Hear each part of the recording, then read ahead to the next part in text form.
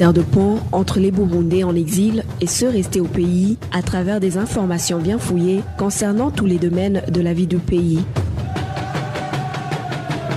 Le magazine Humura Burundi est diffusé sur le web via le site de la RPA www.rpa.bi. Humura Burundi. Vendredi 6 septembre 2019, bienvenue amis fidèles de la RPA à ce magazine Humura Burundi dont nous allons débuter par cet grand titre. Les opposants burundais toujours dans le collimateur du pouvoir, Nkurunziza, un membre du parti Sahwanya Frodebu, est mort la nuit de ce jeudi. Cela s'est passé sur la colline Kigeleka. C'est après une attaque à la grenade sur son domicile. Il est déplorable que l'immunité provisoire prescrite dans les accords d'Arusha soit bénéficiée uniquement par le parti au pouvoir, surtout en ce qui concerne les assassinats et crimes commis au Burundi. Réagit un de ceux qui ont suivi les accords d'Arusha. C'était par rapport au dossier de l'assassinat du président Melchior Ndadaye. Dans ce magazine, nous vous parlerons également éducation, où désormais le recrutement des enseignants se fera sur concours, ce qui inquiète beaucoup les enseignants qui craignent qu'il n'y ait de favoritisme et de corruption dans les critères de prélection. Voilà pour le sommaire. La présentation de ce magazine, vous êtes avec Joselle Mozaneza. La mise en onde est assurée par M. Steve Niyungeko. Inès Gakiza est à la prise d'image. Dans quelques poussières de secondes, a vu que la femme fait également partie du comité du parti Sahwanya Frodebu sur la colline Kigeleka. Dans l'entretemps, 3 personnes ont déjà été arrêtées pour des raisons d'enquête. En page diplomatie plutôt. Bujumbura prône les bonnes relations avec Dar es Salaam, mais en même temps manifeste sa haine contre Kigali. Ceci apparaît à travers la réaction de la ministre en charge des questions de l'EAC au cours de la séance des questions orales des députés à l'hémicycle de Kigobe ce jeudi. Isabelle Ndahayo indique que les intérêts politiques et économiques entre pays membres constituent un handicap majeur quant à la promotion de cette communauté est-africaine. Suivez plutôt la ministre Isabelle Ndahayo. Il est repris en français par Trésor Niyongabo, stagiaire à la RPA. Muri kino gihe murabona yuko hariho ingorane ijanye n'imigenderanire iri hagati y'ibihugu bimwe na bimwe itifashe neza. En ce moment, le Burundi a des problèmes diplomatiques avec certains pays. Néanmoins, on constate que le Burundi entre une solidarité qui se remarque lorsqu'il s'agit de pourvoir certains postes internationaux. Ces bonnes relations sont également remarquables au niveau politique, notamment avec la Tanzanie. La sous-région nous appuie également, plus particulièrement en nous envoyant des observateurs lors des élections. La médiation en cas de conflit nous vient aussi de l'EAC. Ingorane nk'akarorero hamwe barabatanga umuhuza hari ukugira politike imwe mu bisata by'imigenderanire. Pour ce qui est de la sécurité, il a été ratifié des accords de paix et de sécurité entre pays. La seule obstruction qui subsiste concerne le pacte de défense mutuelle, car la plupart des pays concernés ont demandé un délai de plus pour pouvoir étudier tous les tenants et aboutissants. Malgré le pas déjà franchi, notre ministère fait face à certains manquements, à savoir le manque de moyens financiers qui fait que nous n'arrivons pas à contribuer comme il se doit. Cela nous met souvent en position de faiblesse et d'infériorité, sans oublier la mésentente avec le Rwanda et les autres pays de l'Afrique de l'Est. Hari ikibazo c'imigenderanire hagati y'u Burundi n'u Rwanda itifashe neza, mbere hamwe n'ibindi bihugu mw'ishiramwe ry'ibihugu bya Afrika y'ubuseruko bifitaniye ingorane. Et en page politique, certains politiciens et personnalités publiques de l'opposition, épris du respect des accords d'Arusha, viennent d'envoyer une correspondance au secrétaire général des Nations Unies, lui demandant d'intervenir pour protéger les réfugiés burundais se trouvant sur le sol tanzanien.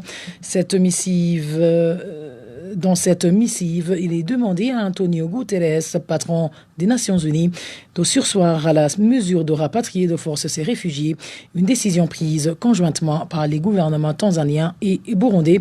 L'élément sonore n'est pas encore prêt, nous y reviendrons si le temps nous le permet. Et puis l'assassinat du président Melchior Ndadaye s'inscrit parmi les crimes qui ont fait objet de l'immunité provisoire dans les accords d'Arusha, de même que les autres crimes contre l'humanité antérieurement commis au Burundi, surtout par les détenteurs du pouvoir en place, indique le docteur Alphonse Rugambarara, qui a suivi du début à la fin le processus de ces accords d'Arusha. C'est après que la justice burundaise ait sorti une citation à comparaître à l'endroit d'au moins 15 personnes accusées d'être impliquées dans l'assassinat du président Melchior Ndadaye. Suivez à ce propos le docteur Alphonse Rugambarara qui s'est entretenu avec notre confrère Janvier Nininatsky. Dans les faits et dans l'accord d'Arusha, nous avons considéré tous les crimes commis contre les Burundais depuis l'assassinat de Rwagasore jusqu'à la signature de l'accord d'Arusha. Tant que les lois qui sont établies actuellement sont guidées par l'accord d'Arusha, s'il y a toujours le visa vu l'accord d'Arusha, je pense qu'il y a une entrave pour la poursuite de ces actions judiciaires parce que il a été instauré dans l'accord d'Arusha qu'on a appelé l'immunité provisoire qui aurait dû rester valable le temps que ces commissions puissent travailler et donner leur rapport. Par exemple, la commission Vérité et Réconciliation avait juste un mandat de 3 ans et c'était le temps de la transition. Elle n'a pas été mise en place durant la transition. Et aujourd'hui, les hommes politiques parlent de ces crimes dont la commission aurait dû s'occuper depuis longtemps. Je dirais que même au niveau des élections de 2010, il y a peu de gens qui savent ça. Et il y a une loi qui a été changée, la loi sur l'immunité provisoire, justement, parce qu'elle avait une limite. Pour permettre à l'actuel président de se faire élire en 2010, il a fallu modifier ce délai d'immunité provisoire. Qui l'ont modifié? Mais celui qui modifie, c'est celui qui est au pouvoir. Ça, c'est évident. Mais ce ne sont pas des gens de l'extérieur qui modifient une loi. Le parti, le gouvernement au pouvoir a décidé de changer et de permettre au président actuel de se présenter en 2010. Donc les juristes peuvent étendre ce qui a été octroyé au président de la République à cette époque, au candidat du parti au pouvoir. Je pense que c'est des jeux pour moi qui sont malsains, qui maintiennent l'impunité. Quels étaient les délais de l'immunité provisoire? Est-ce que jusqu'aujourd'hui, cette immunité provisoire reste en vigueur? L'immunité provisoire avait le délai de la commission Vérité et Réconciliation, c'est-à-dire 3 ans. Donc c'était bien avant les élections de 2005. Malheureusement, je le redis, pour certains, dont le candidat du CNDD-FDD en 2010, cette immunité provisoire a été réévaluée et étendue. Et je dis, mais est-ce que cela ne pourrait pas être, utilisé pour ceux qui veulent défendre les autres accusés, pour dire, voilà, même pour le président, il y a eu une extension de son immunité, pourquoi on l'enlève aux autres, tous ces hommes politiques qui ont eu à être accusés de ceci ou de cela. Je le dis comme ça, je ne suis pas juriste, mais j'ai eu l'occasion de voir ce changement. Nous nous excusons pour ces petites imperfections sonores. Dans quelques poussières de secondes, nous aborderons la page Droits de l'homme. Le collectif des avocats de défense des victimes des violations des droits de l'homme au Burundi salue le pas franchi en ce qui concerne le dépôt des plaintes à la Cour pénale internationale. Maître Bernard Menguin, un des avocats des victimes, espère que les premiers mandats pourraient être émis d'ici peu par la procureure de la Cour pénale internationale. Suivez plutôt Maître Bernard Menguin.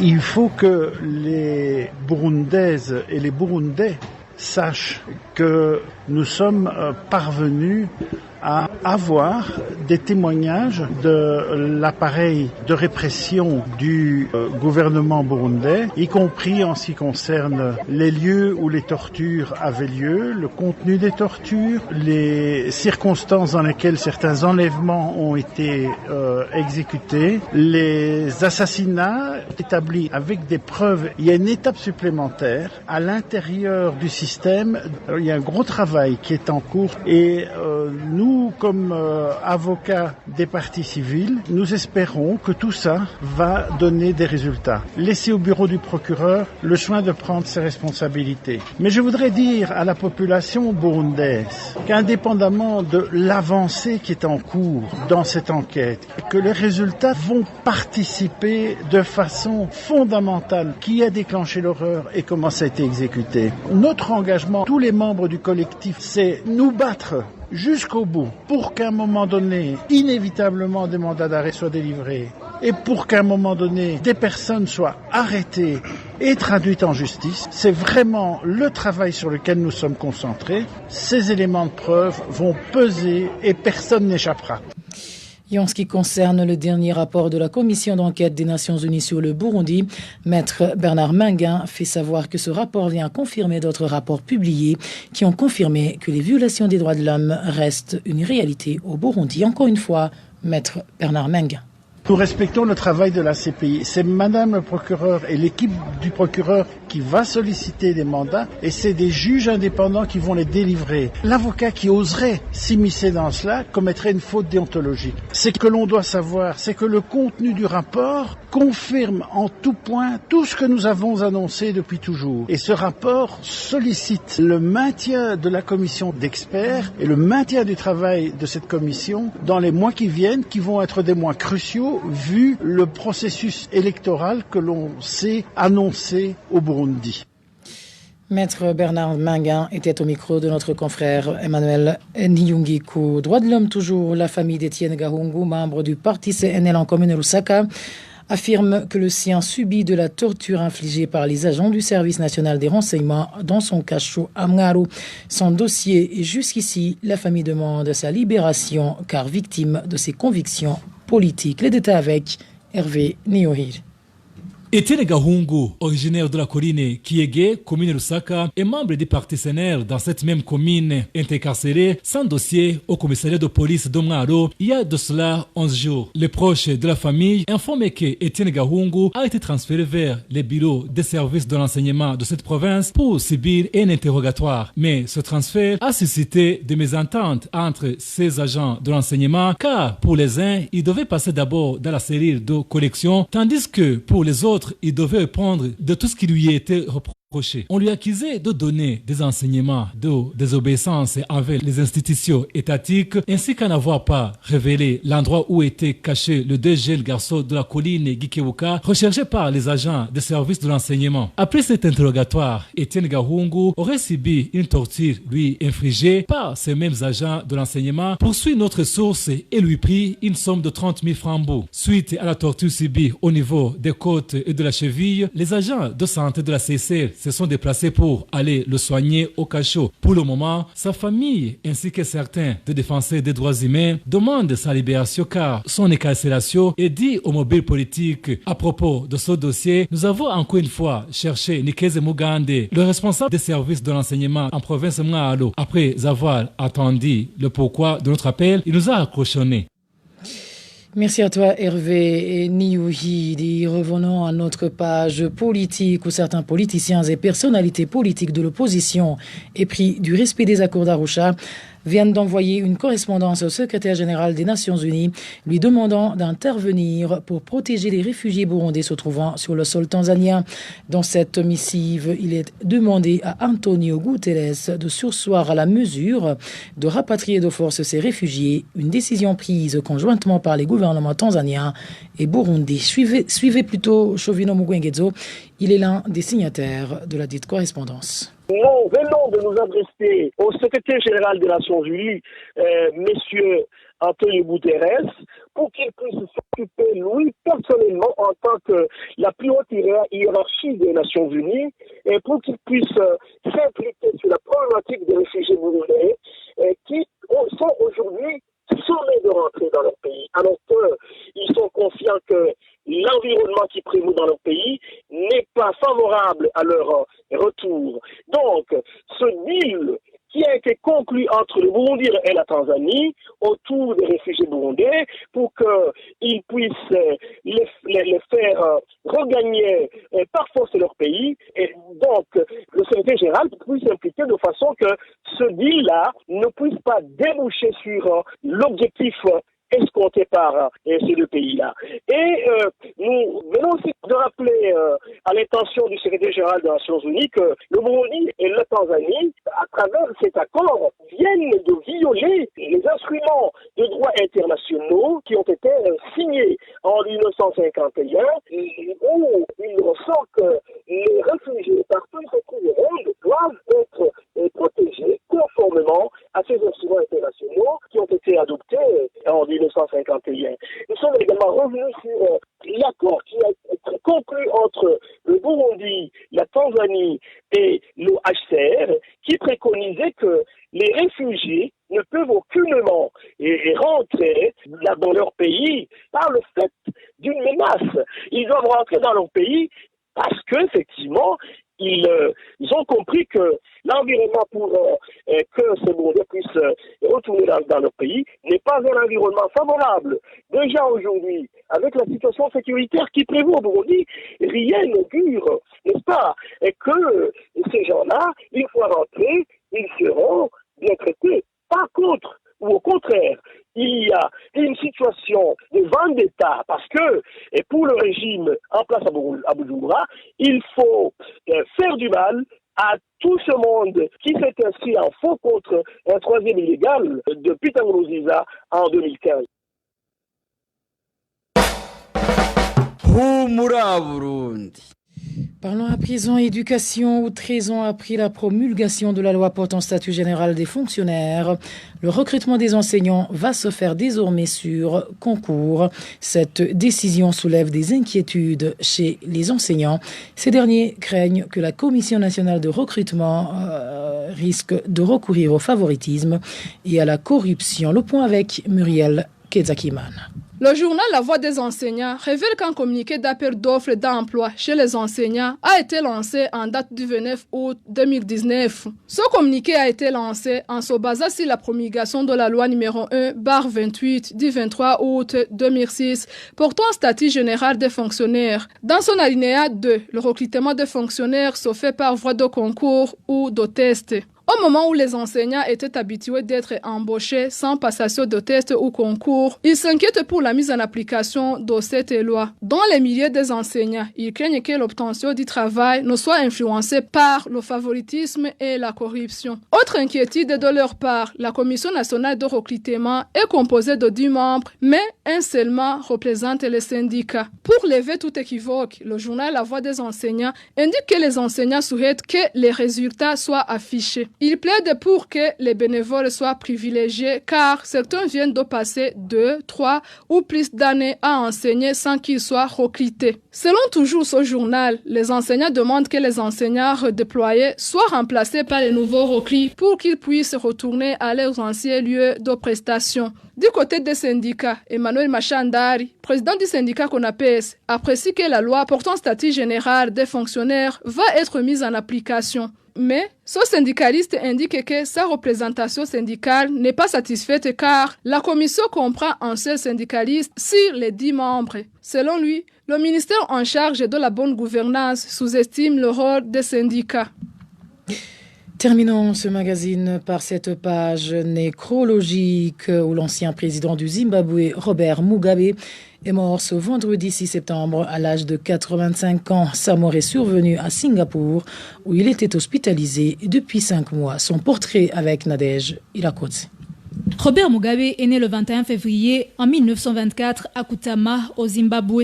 Il a obtenu un diplôme en enseignement à l'Université d'Afrique du Sud et un diplôme en économie à l'Université de Londres, en Angleterre, pour devenir héros de l'indépendance du Zimbabwe, qui était la Rhodésie du Sud. À l'époque coloniale, Robert Mugabe a d'abord participé à la fondation de l'Union nationale africaine du Zimbabwe et a mené une guérilla contre le régime blanc et raciste de Ian Smith, ce qui lui a coûté 10 ans de prison en 1965.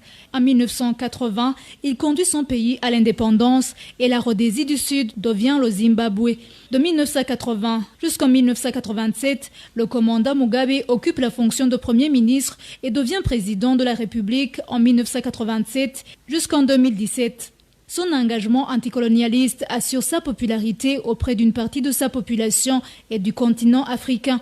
Cependant, après 37 ans au pouvoir, le bilan présidentiel de Robert Mugabe est jugé très négatif, laissant un pays ruiné, une inflation à 6 chiffres, un taux de chômage proche de 90%, où un parti unique domine tous les secteurs du pays depuis plusieurs décennies. Le régime de Mugabe est également critiqué pour les violations des droits de l'homme et de la liberté d'expression. Ainsi, sous l'effet de la politique agraire du président Mugabe, le Zimbabwe a été soumis à des sanctions internationales.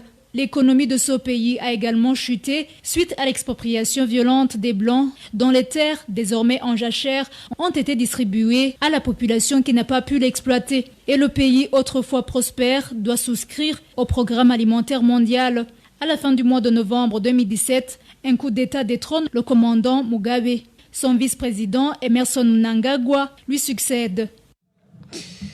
Et voilà, chers fidèles auditeurs, c'est sur ce portrait plutôt de feu Robert Mugabe, ancien président du Zimbabwe, que nous mettons un point final au magazine Humura Burundi de ce vendredi 6 septembre 2019. Merci à vous tous qui nous avez tenu compagnie. Merci à toute l'équipe rédactionnelle qui m'a aidé à collecter toutes ces informations. Sans oublier mes Steve Niyungeko et Inès Gakidza qui étaient de l'autre côté de la cabine technique. Au micro, vous étiez avec José Almuzaneza. Un bon début de week-end à tous.